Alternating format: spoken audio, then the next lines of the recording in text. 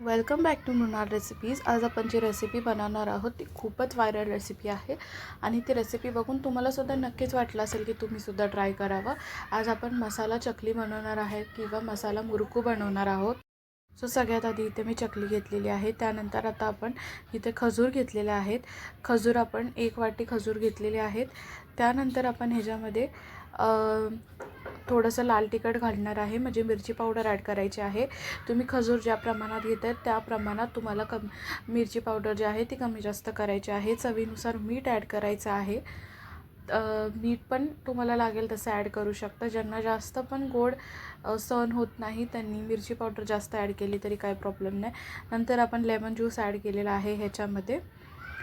तुम्ही लेमन ज्यूसच्या जागेवरती व्हिनेगरसुद्धा यूज करू शकता। नंतर पाणी ॲड करून घ्यायचं आहे, जितकं तुम्हाला लागेल तितकं। जितकं आपल्याला जशी कन्सिस्टन्सी हवी आहे, लिक्विड कन्सिस्टन्सी हवी आहे, तर पाणी थोडं जास्त ॲड करा। नंतर आपण ते ग्राइंड करून घेणार आहोत।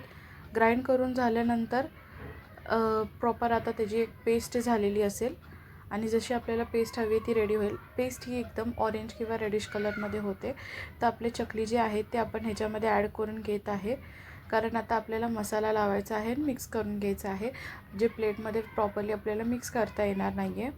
सो आता इथे आपली जी पेस्ट आहे ती आपण प्रॉपर्ली मिक्स करून घेणार आहे आणि जी उरलेली पेस्ट होती ना ती मी स्पूनने ॲड केलेली आहे ह्याच्यामध्ये। तर व्यवस्थित आपण आपल्या हाताने त्याला सगळी पेस्ट ॲड करून झाल्यानंतर हाताने व्यवस्थित मिक्स करून घ्यायचं आहे, जोपर्यंत इक्वली सगळीकडे मसाला लागत नाही आहे आपला, जी आपण पेस्ट बनवलेली आहे ती। सो आता इथे आपण प्रॉपर्ली मिक्स करून घेणार आहोत आणि ही म्हणजे जर आपण थोड्या वेळसाठी जर ह्याला ठेवलं मॅरिनेशनसाठी, त्यानंतरसुद्धा ह्याची टेस्ट थोडी वेगळी लागते आणि क्रिस्पी असताना खाल्ल्यावरसुद्धा थोडी टेस्ट वेगळी लागते। तुम्हाला दोन्ही टेस्ट आवडतील, पण ज्यांना गोड आवडत नाही त्यांना ही टेस्ट थोडीशी जमेल की नाही मला माहीत नाही। सो एक थोडं तुम्हाला आवडेल, थोडं आंबट थोडं तिखट अशी रेसिपी आहे। सो नक्की ट्राय करून बघा आणि कशी वाटली मला कमेंट करून सांगा। आणि नेक्स्ट रेसिपी तुम्हाला सगळ्यांना कोणती बघायला